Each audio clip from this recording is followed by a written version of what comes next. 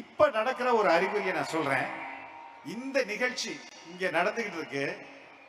இதுவும் யூடியூப்ல லைவ்ல போயிட்டு இருக்கு. இன்னொரு இடத்துல சிஎம் ஓட ஃபங்க்ஷன் நடந்துகிட்டு இருக்கு.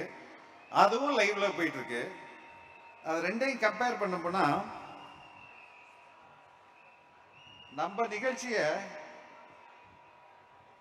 கிட்டத்தட்ட 10,000 பேர் பார்க்கறாங்க.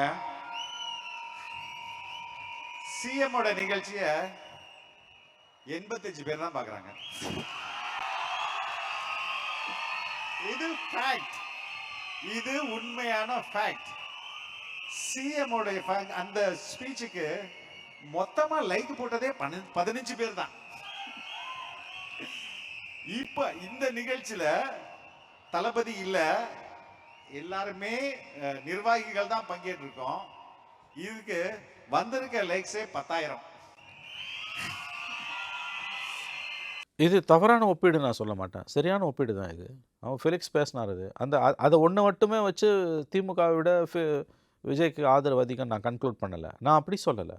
ஆனால் இது ஒரு இன்றைக்கி சமூக வலைதளங்களில் தான் மிகப்பெரிய அளவில் வந்து அந்த போட்டி நடந்துக்கிட்டு இருக்குதுன்னும் போது முதலமைச்சர் பேசுகிறது 55 பேரும் தாவேகா மீட்டிங்கை 10,000 பேருக்கு மேலே பார்க்குறான் அப்படின்னா இட்ஸ் அன் இன்ட்ரெஸ்டிங் ஸ்டாட்டிஸ்டிக்ஸ். இதை ஒதுக்கி தள்ள முடியாத புள்ளி வரும். ஒரு ஜேர்னலிஸ்ட்டாக எனக்கு இது சர்ப்ரைசிங் திங். அப்போ அங்கே செல்வாக்கு இருக்குன்னு அர்த்தம். ஆட்சியை பிடிப்பான்னு நான் சொல்லலை, திமுகவே கூட ஆட்சியை தக்க வைக்கலாம், நான் அதை மறுக்கலை. இது ஒன்று மட்டுமே அளவுகோல் இல்லை, ஆனால் இதுவும் ஒரு அளவுகோல். அதை ஞாபகம் வச்சுக்கோங்க. 55 பேர் தான் ஸ்டாலின் பேசுகிறதையும் விஜய் கூட்டத்தை 10,000 பேருக்கு மேலே பார்க்குறாங்கன்னா, ஏங்க அந்த அந்த அந்த ஃபேக்டை எப்படிங்க நான் புறந்தள்ளிட்டு போக முடியும்? இது ஒன்னாலேயே ஆட்சி மாற்றம் வந்துடும், விஜய் சிஎம் ஆகிடும் நான் சொல்லலை. பட் இந்த ஃபேக்டை எப்படி நம்ம ஒதுக்கி தள்ளிட்டு போக முடியும்? அங்கே கண்டிப்பாக வந்து ஒரு ஆதரவு. ஏன்னா இன்றைய பெரும்பாலான இளைஞர்கள், ஜென்ஸி, நடுத்தர வயதினர் கூட சோஷியல் மீடியாவில் இயங்குறாங்க. எல்லாருக்கும் எல்லாம் தெரியும், யாரும் ஏமாற்ற முடியாது. 55 பேர் எங்கே, 10,000 பேர் எங்கே?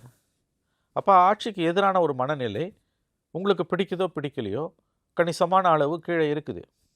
சீத்திங் ஆங்கர், ஒரு கடும் கோபம் இந்த அரசுக்கு எதிராக இருக்கிறது. அது எப்படி ஷேப் ஆக போகுது?